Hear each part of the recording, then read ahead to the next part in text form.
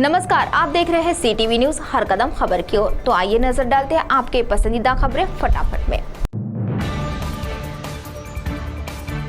विधायक सुधीर मुनगंटीवार के प्रयासों से शिक्षा क्षेत्र के विकास को भी तेजी मिलेगी। इस संबंध में हाल ही में एक बड़ा निर्णय लिया गया। विधायक सुधीर मुनगंटीवार के निरंतर प्रयास के फलस्वरूप चंद्रपुर जिले के गोंडवाना विश्वविद्यालय गढ़चिरौली का एक उपकेंद्र चंद्रपुर शहर में शुरू करने और मूल शहर में एक नया सरकारी तकनीकी महाविद्यालय स्थापित करने के प्रस्ताव को भी मंजूरी मिल गई है। इस संबंध में उच्च और तंत्र शिक्षण मंत्री चंद्रकांत दादा पाटिल की अध्यक्षता में मुंबई में सुवर्णगढ़ इस शासकीय निवास स्थान में बैठक संपन्न हुई। विधायक किशोर जोरगेवार की पहल से राज्य के उप मुख्यमंत्री देवेंद्र फडणवीस के जन्मदिन मौके पर 20 जुलाई से सेवा सप्ताह मनाया जा रहा है। 10 रक्तदान शिविर, 3 धार्मिक स्थलों पर महाआरती, 7 स्थानों पर योग शिविर और 7 स्थानों पर वृक्षारोपण कार्यक्रम के आयोजन से इस सेवा सप्ताह को शुरुआत होगी। आगामी 10 दिनों में चंद्रपुर मतदार संघ में करीब 334 अलग अलग सामाजिक उपक्रमों का आयोजन कर इस सेवा सप्ताह को एक व्यापक और लोकाभिमुख स्वरूप दिया गया है। वर्षाकालीन अधिवेशन में विधायक जोरगेवार ने कहा कि ऑनलाइन गेमिंग ऐप्स के कारण युवकों का जीवन बर्बाद हो रहा है। इस पर मुख्यमंत्री देवेंद्र फडणवीस ने कहा कि हालांकि राज्य सरकार के पास इन ऐप्स के संबंध में कानून बनाने का अधिकार नहीं है, फिर भी वह ऐप्स के संबंध में कानून बनाने के लिए केंद्र सरकार से संपर्क करेंगे। हालांकि राज्य सरकार के आंकड़ों के अनुसार केवल 97 अपराध दर्ज किए गए हैं। विधायक जोरगेवार ने युवाओं को जुआ खेलने के लिए प्रेरित करने वाले ऑनलाइन गेमिंग ऐप्स के खिलाफ सख्त कार्रवाई की मांग की थी। स्वच्छ सर्वेक्षण 2024-25 अंतर्गत 3 से 10 लाख जनसंख्या के शहर में चंद्रपुर शहर ने देश में 21वां क्रमांक प्राप्त किया है।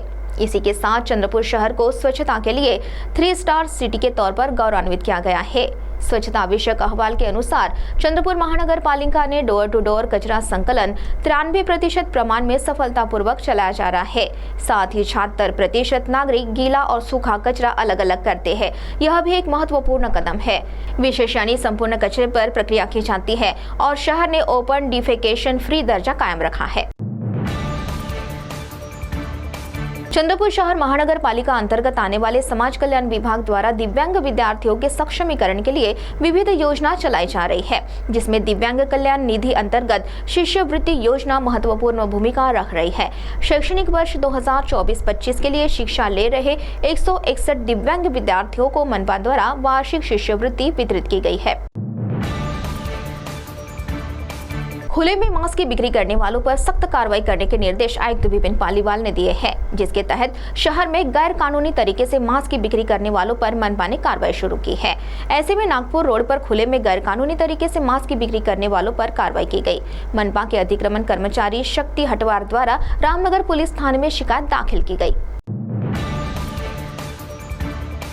युवती द्वारा फांसी लगाकर आत्महत्या करने की सनसनीखेज घटना बल्लारपुर तहसील के विसापुर गांव स्थित सुरभि चौक परिसर से सामने आई। मृतक युवती का नाम दुर्गा प्रकाश चिंचोलकर बताया जा रहा है। मूल तहसील के मारोडा जंगल के सेल क्रमांक 350 में मवेशी चराने गए मौजा आदर्श खेड़ा मारोडा निवासी गणपत बालाजी मानेवार उम्र 60 पर बाघ ने हमला कर दिया, जिसमें वह घायल हो गया। घायल जैसे तैसे बाघ के चंगुल से छूटकर गांव पहुंचा। इस घटना की जानकारी वन विभाग को मिलते ही वन विभाग के क्षेत्र सहायक RC पेडापल्लीवार तुरंत वन विभाग के कर्मचारियों के साथ घटनास्थल पर पहुंचे और घायल को इलाज के लिए अस्पताल में ले जाया गया।